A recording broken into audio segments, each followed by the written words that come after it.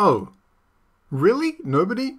Well, it's my second favourite Star Wars movie, so I'm still doing it. Disclaimer, this series revolves around criticising things, and the fact that I'm doing that doesn't necessarily mean I dislike the thing. Thank you. Click below to watch the original Sins video, or to buy Rogue One: A Star Wars Story.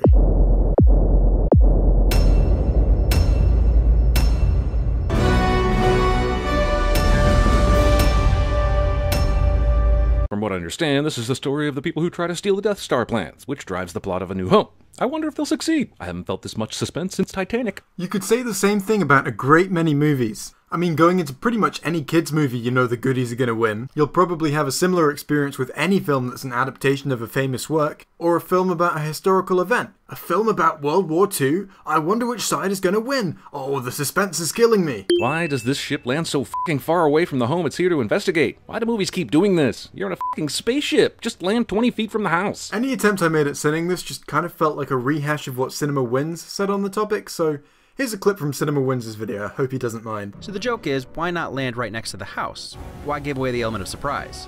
Other than, yes, the approach looks awesome and makes for an amazing shot to walk up like this. I can think of a few reasons. First, Krennic wants Galen to come willingly. You'll all come. You'll all live in comfort. As hostages. As heroes of the Empire. He's not looking to directly intimidate or scare them, so it's a feigned courtesy. The other reason is ironically the opposite, a subtle show of power. Take all the time you need, we're still going to find you and you're still coming with us. Pretty simple, really. Is there any reason why Galen needs to wait for these guys to walk to his farm so far away? Why doesn't he already run away? If his daughter can get away, he can too. The difference is his daughter isn't the one they're looking for. The reason that Jin can get away but he can't is that Jin doesn't know how to build a Death Star. I mean, probably. Having already seen this movie, I kinda wouldn't mind if instead of jumping ahead in time, they'd have just stayed on young Jin. Growing Old with Forrest Whitaker, a Star Wars story. Jeremy Sins a Star Wars movie for not being a different Star Wars movie. No, seriously, he does that a lot, and it baffles me. For example, in his Revenge of the Sith video, in the "Do you know the tragedy of Darth Plagueis the Wise" scene, he adds us in because he thinks the story of Darth Plagueis would make a much better movie than The Rise of the Empire, and also Darth Vader. I, for one, would be willing to bet, if we never got a Revenge of the Sith movie and instead we got a movie about Darth Plagueis, that if Darth Plagueis mentioned he was planning on creating a super powerful Force user by impregnating someone using midichlorians, that Jeremy would have been like, whoa, that sounds cool, why aren't we seeing that instead? That would be a much better movie than this. So, you know what, maybe it would have been cool to see Jin grow up. But seeing her steal the Death Star plans is also cool as shit. Come on, movie. I know we have a lot of characters to meet and little time to do so, but how am I supposed to keep up with Ring of Kafren, Jeddah, Wobani, and this place? God damn. Not only is it not that hard to keep track of the different locations, it's also completely unnecessary, since we don't end up revisiting most of them. The title card is really only important to let you know that you're changing location. It's a chance for you to make a fresh start. We like using prisoners for make-or-break missions. In fact, we're also waiting on Sean Connery to finish getting a haircut, while we dethaw Sly Stallone, and they'll meet up with Jason Statham for transport here. This has nothing to do with them wanting to use a prisoner. This isn't the Suicide Squad. As far as they're concerned, Jin is the only person who can succeed in the mission that they're sending her on because of her personal connection to the target. This is Captain Cassian Andor, Rebel Intelligence. AKA Discount Han Solo. He's actually very different to Han Solo as both a character and in the role he takes in the film, but they are both men in Star Wars films who sometimes shoot things and work for the rebels, so, you know, I guess they're the same. So, I'm happy Mon Mothma is in this, and they got the same actress from Revenge of the Sith to play her, but where the f*** was she in A New Hope? This is kinda confusing, since she was the main rebel leader in Return of the Jedi. Oh my god, she's in this film and another film, but not a different other film?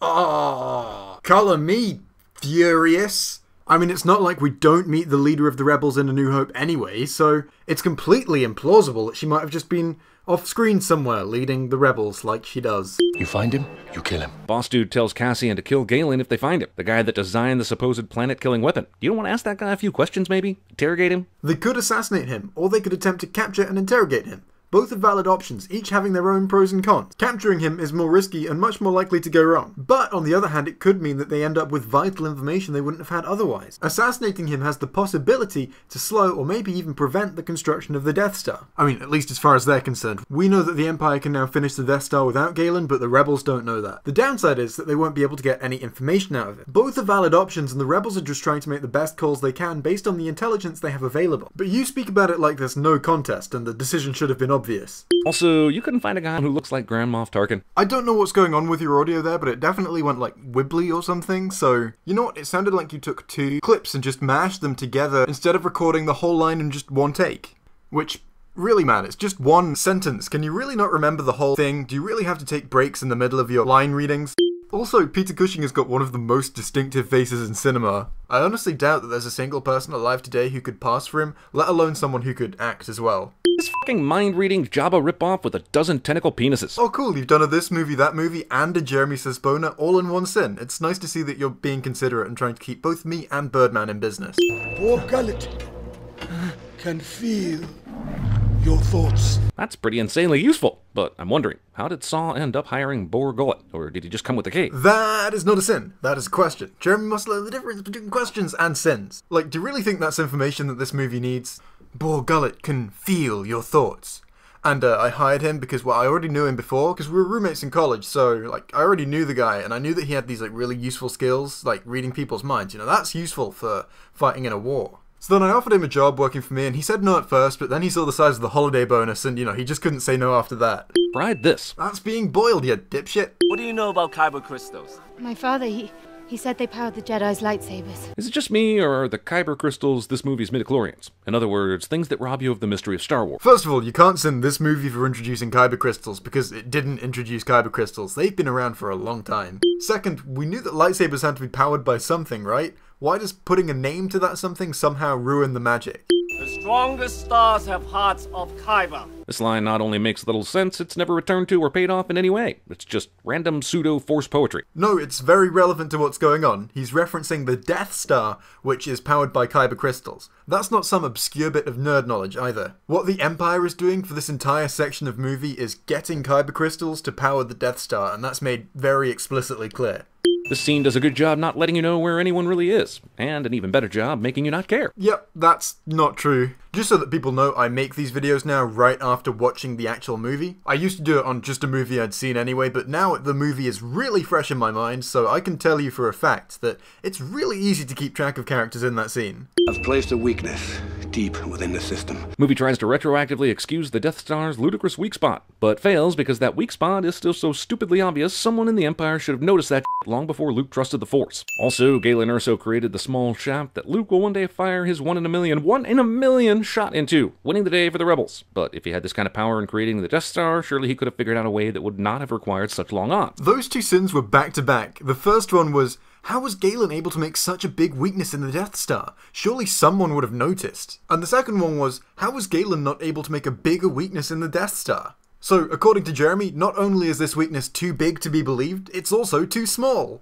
Somehow this is possible while this is also going on and nobody important dies in this scene. Saw Gerrera dies in this scene. Your work exceeds all expectation. Said the studio to the CGI firm after signing off on this totally not real-looking Grand Moff Tarkin abomination. I hate to break it to you, but exceeds all expectations is usually a compliment, so I'm getting mixed messages from you here. Also, didn't Bodhi tell Cassian a few moments ago that getting through these canyons was tough because the Empire had sensors and shit all through it? Why were they able to fly through here without any alarms going off? Actually, what he said was that you have to fly low through the canyons, or the Empire's sensors will pick you up. It's tough because they have to fly through the canyons, but that means they avoid the sensors. This movie's gonna use the all-red helmeted Imperial Guard dudes, even though A New Hope and Empire both had none of them. Apparently just before you got to know him, Vader was using these red dudes as bodyguards on the regular. In Return of the Jedi, they were guarding the Emperor, not Darth Vader. And here, Darth Vader only needs them to guard him because he's made himself vulnerable by taking his kit off and hopping in that big tube. Vader is a very skilled fighter. He doesn't need bodyguards when he's out and about and prepared for combat, which is how we see him in A New Hope and Empire.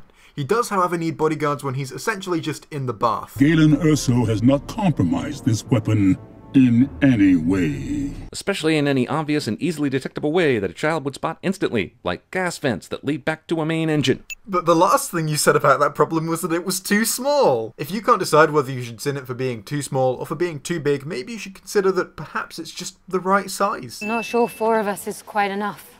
How many do we need? It's kind of amazing that the rebellion didn't think to send a small group of volunteers to do exactly what Jyn is going to do. They have an impounded Imperial ship, 2 Imperial defectors, and they always fight when the numbers are against them. So what did they have to lose by sending some dedicated fighters? The dedicated fighters.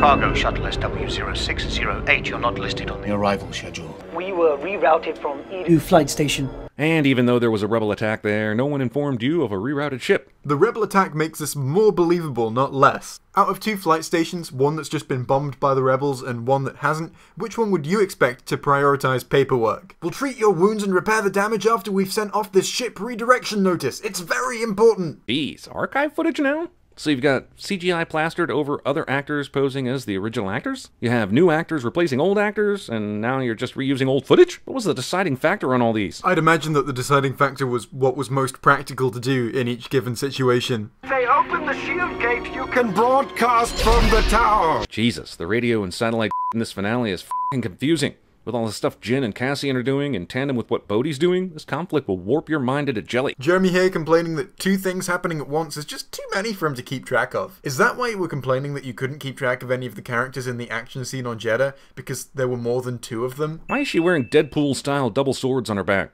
Have we seen her use that kind of thing at all in this movie? Yeah, she snuck in here in some bounty hunter droid costume thing, but still. You had your heroine wearing this for the climax and never once let her use them? That's a sin for the costume designer, I think. They're not swords, they're what I'm going to call giant glow sticks, because I don't know what they're actually called. They're the big glow sticks that people on the ground hold in each hand to guide down ships as they're landing. We've seen people in the same uniform Jin is right now doing that in this movie. Also, the way you described the costume she's wearing, bounty hunter droid costume thing, is inaccurate in every possible way. It's nothing to do with bounty hunters or droids. Just look at the size of that hard drive, whatever it is thing. And sure, the Death Star plans are probably a huge file, but Jesus, Leia puts them inside R2-D2 later, so why'd the Empire need this much storage? I hate to break it to you, but R2-D2 is actually bigger than that hard drive. This is for you, Galen. I mean, you made this way too hard for us, but, you know, good job, I guess. And now the problem Galen made with the Death Star is back to being too small again. Reset antenna alignment. The thing to set the antenna alignment is on the edge of this walkway for some f***ing reason, instead of where all the other controls are. I'd guess it's so that you can see the antenna while you're realigning it instead of just guessing what you're doing.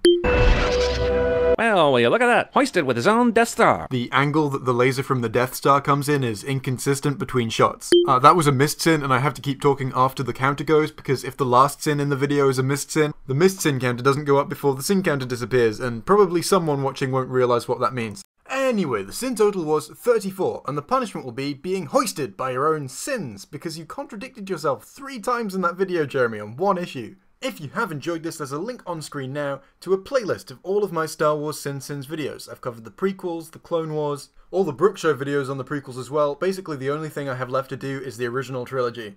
There's no Brook Show video on Revenge of the Sith, by the way, which I'm really disappointed I don't get to make a video everything wrong with Let's Fail at Revenge of the Sith, because that video would be really fun to make, but I don't get to make it. I'll see you on Sunday for a Sunday video. Goodbye.